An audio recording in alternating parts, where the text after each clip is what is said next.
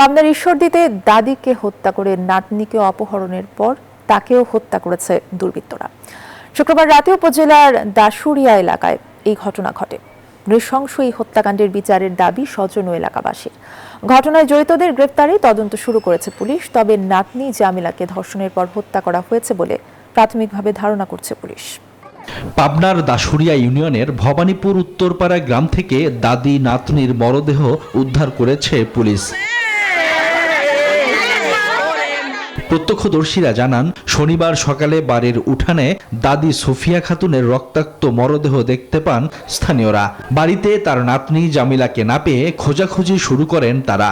এক পর্যায়ে বাড়ি থেকে কিছুটা দূরে সরিষা খেতে তারও মরদেহ পাওয়া যায়। খবর পেয়ে ঘটনাস্থলে আসে পুলিশ।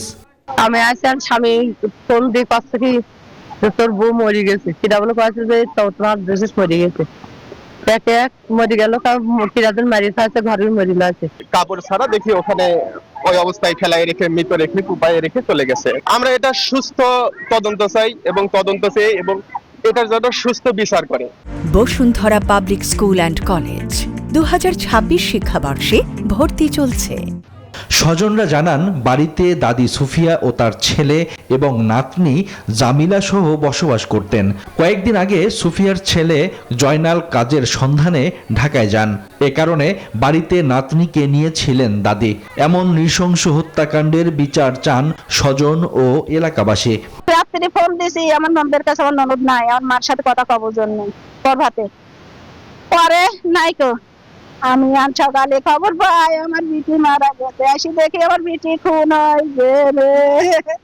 আমার বিটি যা করছে আমি বিচার চাই, অবশ্যই চাই। চাবো না কেন, আমি চাই যে ওদের আমার সন্তানকে যেভাবে মারাছে তার থেকে নিষ্পত্তি করেছেন যেন ওদেরকে মারে।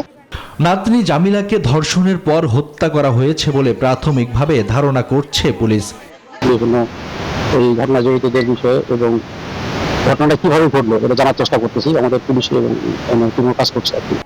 ঘটনার প্রকৃত কারণ উদ্ঘাটন করতে এবং জড়িতদের ধরতে মাঠে কাজ শুরু করেছে পুলিশ। Desk report, news 24।